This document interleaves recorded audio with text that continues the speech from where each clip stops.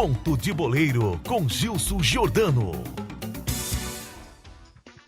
Olá pessoal, um abraço para você, mais uma vez aqui pelo programa Conto de Boleiro. Hoje o entrevistado é um do mais folclórico, não polêmico, um do mais folclórico jogadores do futebol sul-mato-grossense. Antes da partida, ele polemizava, ele chamava a atenção do ouvinte do rádio, do leitor dos jornais da época e os telespectadores das TVs também da época. Saia com chavões, com coquinho branco, não tem placar em branco, com coquinho em franca, só faz gol de chuteira branca. Coquinho, satisfação tê-lo conosco aqui no programa, meu amigo. Que bom que você veio do nosso pedido, nosso convite, para poder abrilhantar o programa Conto de Boleiro. Gilson, o seu pedido é uma ordem, né, Gilson? Nossa amizade não é de hoje, nossa amizade é de muito tempo, de muitos anos. E realmente o futebol está na minha veia, né? O esporte está na minha veia. E aquelas brincadeiras que a gente fazia isso há 40, 30 anos atrás, chuteira branca, prometia gols, dava 9 gols, isso só era para movimentar o futebol, para chamar a atenção do torcedor. E é uma das frases muito que eu falava na hora, que coquinho em campo não tinha placar em branco. Essa era fantástica, essas criações. Ou tem algumas coisas que eu criei no momento, como joguei de chuteira branca, luva branca, que eu soltei a pomba branca no Morenão em homenagem ao Gol da Paz, que foi após um jogo do Comercial e Operário, onde teve uma briga muito grande. E depois no próximo era no nosso jogo, na quarta-feira, não me lembro se foi no final de semana, aí eu prometi o Gol da Paz. Aí eu fui, né, eu tinha que moldar alguma coisa, aí eu pintei uma chuteira de branco, né, não existia chuteira de branco naquela época, coloquei luva branca e queria soltar uma pomba branca que simbolizava a paz. Mas o difícil era arrumar essa pomba branca, né? Aí eu saí pela cidade, pelos cantos. Aliás, e nem treinava, né? Faltava os treinos para poder procurar a pomba. Não, depois do treino eu ia buscar. Aí eu cheguei numa senhora que me vendeu a pomba na época e eu tive que prometer para ela, porque ela achou que eu ia fazer macumba com a pomba branca. Eu falei, não, minha senhora, ela é para fazer uma homenagem, tá uma brincadeira, eu sou coquinha. Ela falou, eu sei, eu já te vi na televisão. Aí ela me vendeu a pomba e eu consegui fazer essa brincadeira de soltar a pomba branca. Mas é interessante, eu graças a Deus, Gilson, eu tive o prazer, nós tivemos o prazer, né, de vivermos um grande momento do futebol local, né, cara? Coquinho, onde você efetivamente apareceu para o futebol e depois você veio para Campo Grande especificamente? Ô Gilson, minha vida no futebol eu comecei muito novo. Eu era gandula da Ferroviária de Araraquara, eu comecei como gandula, depois fui para o juvenil, infantil, amador, aí me tornei profissional na Ferroviária, fiquei 4 anos jogando pela Ferroviária.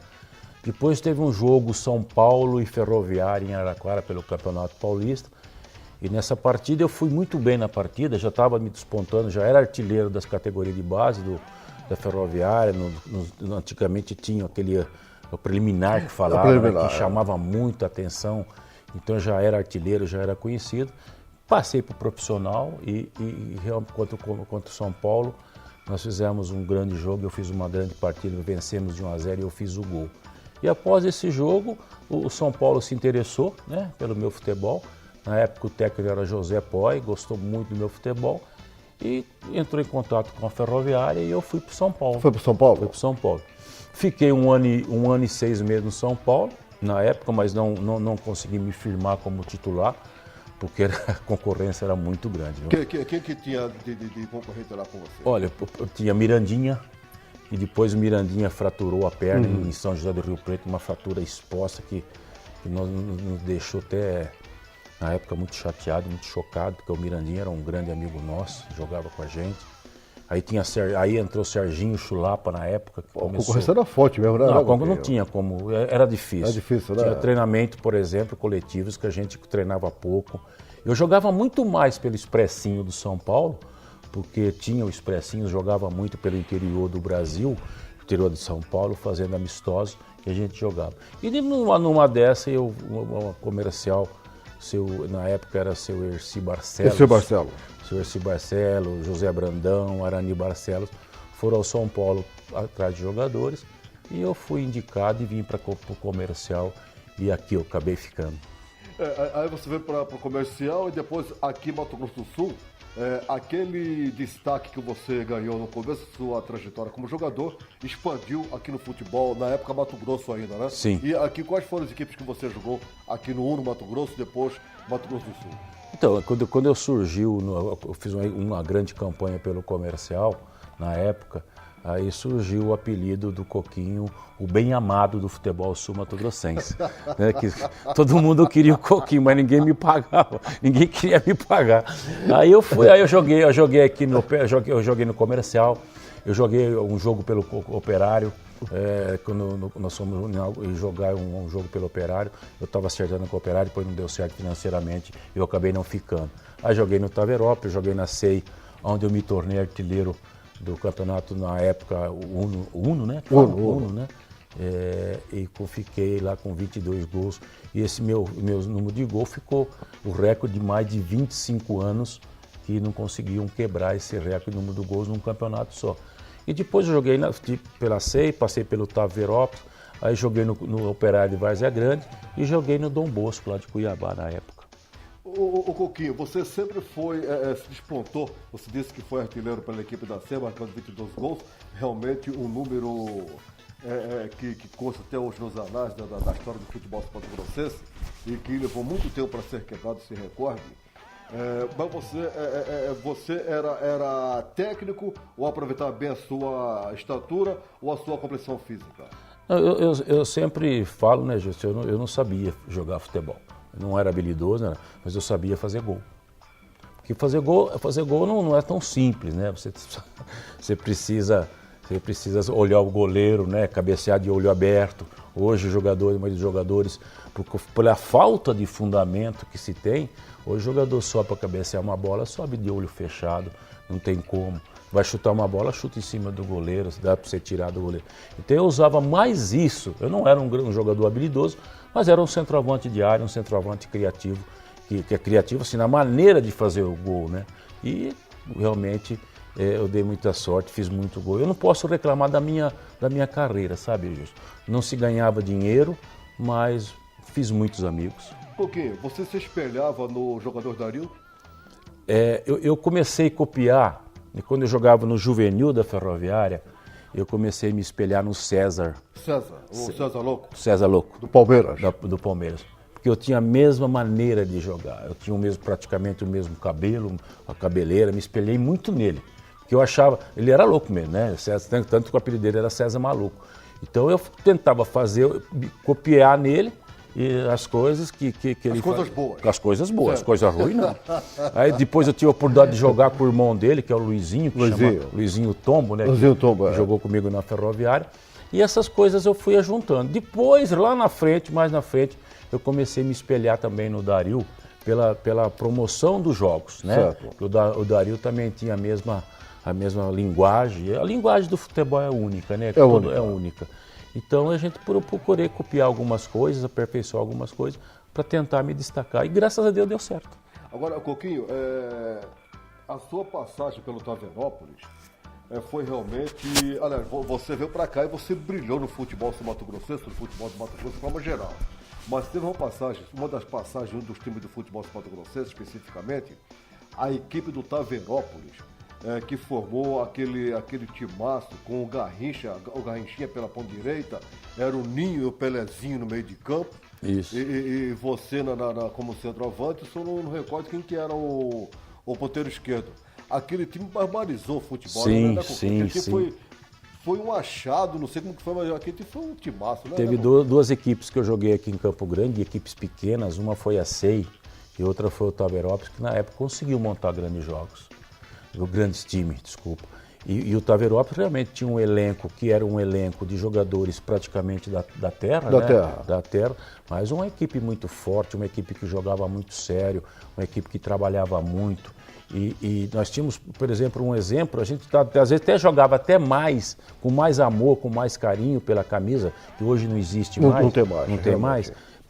Pelo trabalho que a gente via no seu Anivan, que era o nosso comandante, né, pela maneira que ele trabalhava, com toda humildade, sempre o que era combinado, pouco, mas ele pagava. Então foi interessante isso para a gente. Então nos dava dentro de campo, a gente retribuía aquilo que ele fazia pela gente. Inclusive, nesse jogo que eu falei, nessa passagem sua pela equipe do Taverópolis, teve uma partida Operário e Taverópolis no Morenão, e na ocasião o Operário estava estreando o goleiro Borrachinha, que veio do Botafogo, do Rio de Janeiro, e o zagueiro Vicente, contratado junto ao Santos. E naquele jogo você se chamou de barbarizar e você infernizou naquele jogo, no bom sentido, hein? Acabou com o jogo, como se fala na linguagem do boleiro, né? Coquinho? Realmente, eu lembro. Então, chuteira branca naquela chuteira partida, branca. né? Foi o lançamento da chuteira branca, né? Quando comecei a lançar a chuteira branca. E engraçado que a história, o Castilho era o treinador do Operário. E o Castilho, ele tinha ele não poderia, jamais ele gostava que eu fazia gol no Operário. Porque ele falava que não ia me aguentar durante a semana toda na televisão. Que era antes e depois, né? Era antes e depois. E naquele jogo eu fiz uma grande partida. E interessante que acho que eu fiz 2 gols, fiz um primeiro gol de cabeça em cima do Vicente. E depois acho que eu não me lembro se eu fiz do escanteio. Do escanteio, bateu o escanteio, subi de cabeça e fiz o gol. E foi uma arrancada. Foi uma arrancada que... Não, você deixou o Vicente para trás. Isso. A arrancada deixou o Vicente para trás. Isso. O primeiro foi de cabeça e o outro gol. Você deu a arrancada e o Vicente não conseguiu alcançá-lo. E interessante, cara, que nesse jogo eu amanheci bravo. Né? Falei, hoje eu tenho que arrebentar essa partida, tenho que jogar porque era um jogo importante. Eu gostava de jogar contra o Operário, porque o torcedor operariano, mesmo torcendo para o Operário, eles eram os meus torcedores também. Porque sabia que eu tentava fazer do futebol um espetáculo. Eu não fazia jogar futebol, eu queria tornar aquilo um espetáculo. Então eu era um jogador que todos os torcedores gostavam, todo mundo me conhece até hoje. Coquinho, você como jogador, pelo fato de ser assim, bastante polêmico, no bom sentido, criativo, seria a palavra certa, foi expulso muitas vezes? Não. Eu era um jogador disciplinado. Eu era jogador disciplinado, eu sempre fui um jogador disciplinado, sempre respeitei a arbitragem. Eu fazia minhas palhaçadas, vamos dizer assim. Antes do jogo? Antes do jogo, durante o jogo, eu fazia. Certo. Mas eu sempre... Inclusive, eu beijava a chuteira. Beijava a chuteira. Quando eu conseguia beijar. Tinha essas coisas que eu fazia. Eu gostava de fazer essa... Eu fiz o gol Extremelique, fiz o gol Extremelique no Morenão. Fiquei no chão, fazendo streaming, sei lá, o que eu inventava na época. Mas eu era um jogador disciplinado, eu acho que eu sempre respeitava os árbitros. E os árbitros gostavam de mim também, eu vejo isso. Então, alguma coisa eles passavam a mão na cabeça. Coquinho, nessa sua andança pelo futebol, existe aí algum fato assim que você, normalmente o pessoal fala, ô Coquinho, conta aquele caso que você viveu, alguma brincadeira, alguma sacanagem durante as concentrações, nas viagens, você recorda alguma coisa aí, alguma passagem pitoresca, digamos assim? Uma das coisas que eu acho interessante que aconteceu comigo, que essa eu não consigo esquecer, porque foi na época, foi matéria de jornal, eu jogava no Vitória de Salvador, aí fui emprestado para o Fortaleza. E eu nunca tinha ido a Fortaleza, né? Fui emprestado, peguei o avião, eu era cabeludo, estava de boa pinta, eu era bonitão na época. Já não sei. Já fica pro Elcio primeiro responder. Elcio, pra você, o Coquinho era bonito? Responda você, tá, Elcio? Era bonitão, então eu cheguei no aeroporto de Fortaleza, quando o avião desceu, e tô entrando no salgão e tava assim de gente. Mas mulheres, cheio de mulheres. Mas elas iam viajar ou foram te aguardar? Não, só escuta só, filho. Aí eu cheguei, quando eu entrei no salgão, era aquela mulherada veio pra cima de mim, inclusive precisou segurança. Eu tenho a reportagem disso. Tem mesmo? Tenho a reportagem. Segurança teve que me proteger. Eu assustei, né? Falei, pô, mas nunca tinha vindo aqui tanta moral que eu tô aqui em Fortaleza. Aí tal, ainda tem inclusive daquela coisa, quebraram uma porta lá. Foi interessante. Mas aí o que ele estava esperando, o Sidney Magal ia fazer um show lá. Na época. O Sidney Magal ia fazer um show lá. E quando o meu avião chegou primeiro que o dele, eles achavam que eu era o Sidney Magal. Porque cabeludão, de terno, de óculos, grandão. Foi interessante. Mas logo em seguida chegou o avião do homem, aí como o homem desceu, foi todo mundo embora. Aí Me deixaram em paz. Só sobrou o diretor do Fortaleza, que tinha ido lá me receber. Essa foi uma passagem, uma das poucas passagens da minha vida, que foi muito interessante. Teve, pode falar. Não, e teve uma outra também aqui no campeonato lá no Pará. Belém, era Pará, Paysandu e Belém, Paysandu e Remo.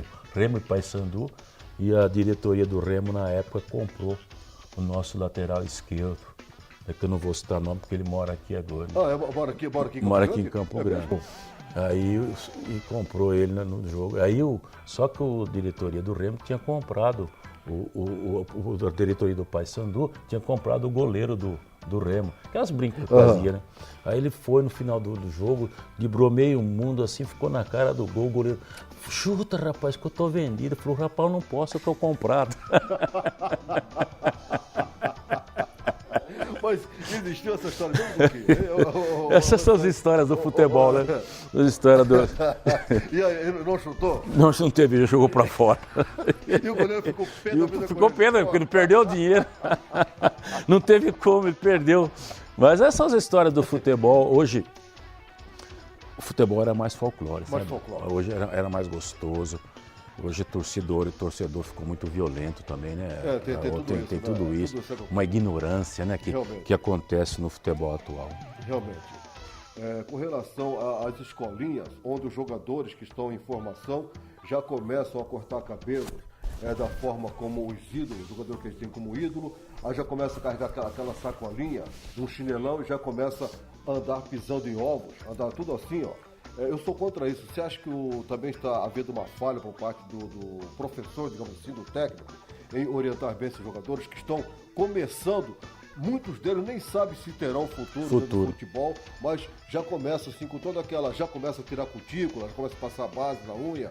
O que você acha com relação a esse... Eu vou te contar um fato que aconteceu lá atrás, lógico que mudou muito. Quando eu estava no São Paulo, o Muricy Ramalho, o Muricy na época, era um garoto que estava subindo da base, eu tive o prazer de jogar com ele, e ele era cabeludo. Só que ele era a bola da vez, muito elogiado, um jogador espetacular como o Muricy, muito habilidoso, tinha muita moral no São Paulo, e o técnico era José Poy na época. E o Poy na época não gostava de jogadores cabeludos, na época. E o Muricy, na época, era moda, né? Todo mundo cabeludo. Mas ele não gostava.